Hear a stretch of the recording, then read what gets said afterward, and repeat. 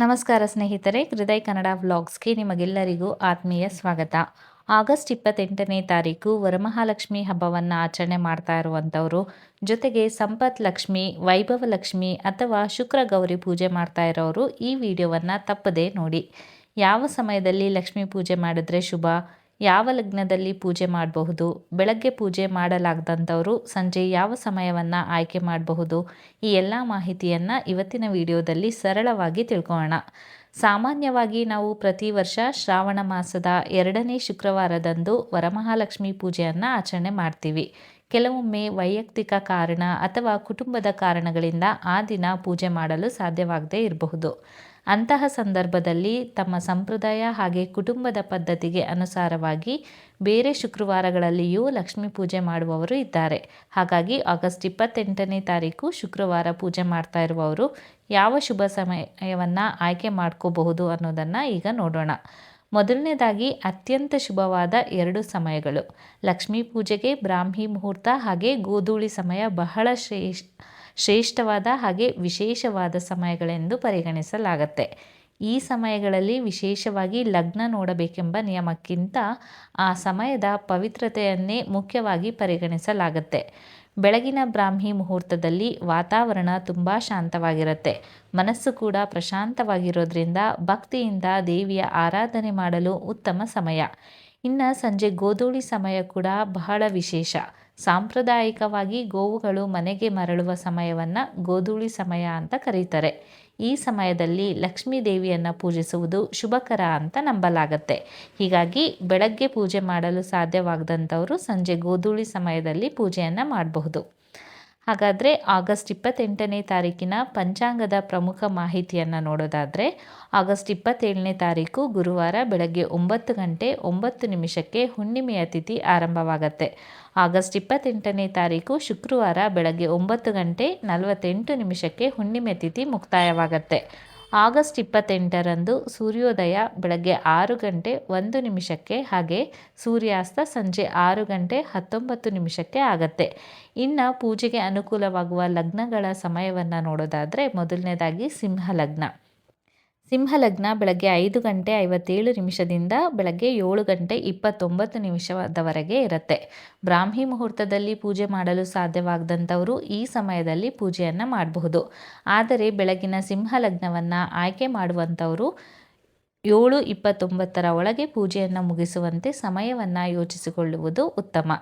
ಇನ್ನು ಮುಂದಿನ ಶುಭ ಸಮಯ ಬಂದು ವೃಶ್ಚಿಕ ಲಗ್ನ. ಇದು ಮಧ್ಯಾಹ್ನ 12 ಗಂಟೆ 5 ನಿಮಿಷದಿಂದ ಮಧ್ಯಾಹ್ನ 2 ಗಂಟೆ 23 ನಿಮಿಷದವರೆಗೆ ಇರುತ್ತೆ.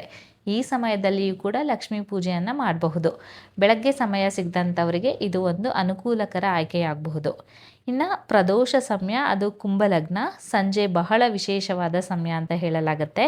ಕುಂಭಲಗ್ನ ಸಂಜೆ 6 ಗಂಟೆ 9 ನಿಮಿಷದಿಂದ ಸಂಜೆ 7 ಗಂಟೆ 37 ನಿಮಿಷದವರೆಗೆ ಇರುತ್ತೆ. ಈ ಸಮಯದಲ್ಲಿ ಪ್ರದೋಷ ಸಮಯ ಹಾಗೆ ಗೋಧೂಳಿ ಸಮಯ ಇರೋದ್ರಿಂದ ಸಂಜೆ ಪೂಜೆ ಮಾಡಲು ಬಯಸುವಂಥವರಿಗೆ ಇದು ಉತ್ತಮ ಸಮಯವಾಗಿರುತ್ತೆ.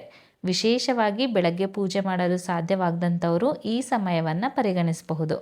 ಇನ್ನು ಕೊನೆಯದಾಗಿ ವೃಷಭ ಲಗ್ನ. ಇದು ರಾತ್ರಿ 10 ಗಂಟೆ 37 ನಿಮಿಷದಿಂದ ಮಧ್ಯರಾತ್ರಿ 12 ಗಂಟೆ 3 ನಿಮಿಷದವರೆಗೆ ಇರುತ್ತೆ.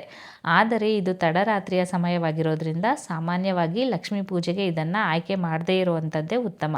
ಹೀಗಾಗಿ ಈ ಸಮಯವನ್ನು ಸಾಧ್ಯವಾದಷ್ಟು ತಪ್ಪಿಸಬಹುದು. ಯಾಕೆ ಅಂದರೆ ವರಮಹಾಲಕ್ಷ್ಮಿ ಹಬ್ಬದ ಸಲುವಾಗಿ ಮುತ್ತೈದೆಯನ್ನು ಮನೆಗೆ ಕರೆದು ಅವರಿಗೆ ಅರಿಶಿನ ಕುಂಕುಮವನ್ನು ಕೊಡಬೇಕಾಗಿರುತ್ತೆ. ಹಾಗಾಗಿ ರಾತ್ರಿ ಹೊತ್ತು ಮಾಡಿದ್ರೆ ಇದನ್ನೆಲ್ಲ ನೆರವೇರಿಸೋದಕ್ಕೆ ಆಗೋದಿಲ್ಲ. ಹಾಗಾಗಿ ಈ ಸಮಯವನ್ನು ಹೊರತುಪಡಿಸ್ಬೋದು.